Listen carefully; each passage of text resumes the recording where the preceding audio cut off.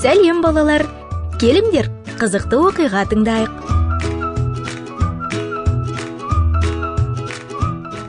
Тейлор мырза, сіз өте нашар көрінесіз. Өсиетнама жазыңыз. Сіз ұзақ өмір сүрмейсіз.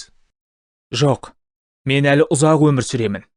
Мен үшін Қытайда көптеген Құдайдың жұмысы бар. Бірақ өлсем де Исаға барамын. Жаным тынышталып, бақытты болады. Хадсон Тейлор қатты қызудан өлген адамның өлі денесінен ауруды жұқтырып алды. Оның аман қалатынына ешкім сенбеді. Бірақ Иса оны құтқарды. Хадсон медицинаны оқуды жалғастырды, өйткені бұл Қытайдағы қызметі үшін қажет болды. 1853 жылы 19 қыркүйекте Хадсон Дамфрис кемесімен Англиядан Қытайға кетті. Кеме жағадан енді ғана шыққанда бірден қатты дауылға ұшырады. Толқындар кемені бұзып, барлық теңізшілер мен жолаушыларды өлтіруі мүмкін еді. Бірақ құдіретті Иса олардың суға батып кетуіне жол бермеді. Бір жолы жел мүлдем соқпады. Сондықтан желкендер пайдасыз болып салбырап қалды. Кеме қозғалмай тұрды. Кенеттен теңіз астындағы күшті ағыс кемені теңізден сәл шығып тұратын жартасқа қарай алып кетті. Капитан үмітсіз күйге түсті.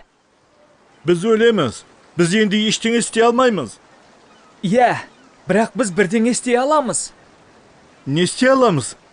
Дұға етіп, Құдайдан жел жіберуін сұрайық. Хадсон Тейлор дұға етті, және Құдай оларға көмектесетініне сенді. Басты желкенді босат. Бұл тағы не ақмақтық? Құдай жел жібереді. Адамдарды күлдірме. Мен мұны көрмейінше сенбеймін. Көп ұзамай бұл арсыз мазақшы Құдайдың кереметін өз көзімен көрді. Кенеттен жел желкендерді соқты, және кеме қауіпті жартастан оңай өтіп кетті. Иса Дамфрис кемесін өз қолында ұстап, оны сақтап жүрді. Олар Шанхайға жүзіп келіп, кемені зәкірге тастады.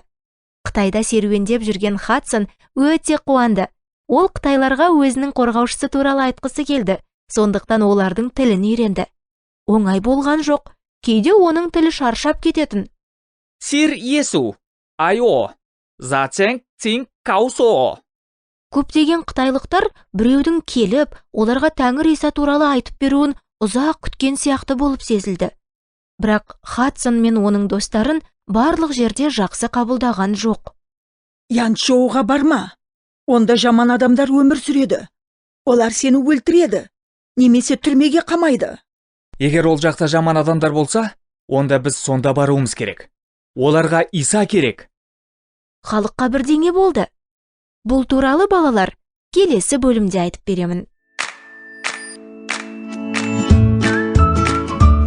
Жақында кездескенше балалар, менің атым Әлия.